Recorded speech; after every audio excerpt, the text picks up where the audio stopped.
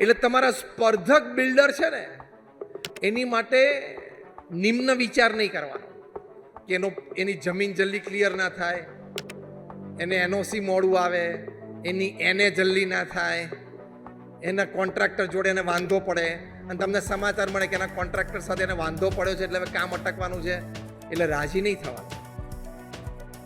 એ વખતે જો તમે થોડાક પણ રાજી થયા ને તો તમે માણસ તરીકે બહુ ચીપ માણસ છો, બહુ હલકા માણસ છો. તમે વેપાર મોટો કરી લીધો એટલે માણસ પણ આપણે શ્રેષ્ઠ બની ગયા એવું નથી. તમારે એમ પ્રાર્થના કરવાની કે મારો જે મુખ્ય સ્પર્ધક છે ને એને 2 પ્રોજેક્ટ વધારે મળે. કેમ? એટલે મને પણ બીજા 2 પ્રોજેક્ટ કરવાની શક્તિ પ્રગટ થાય. That is your purpose. That is your clarity.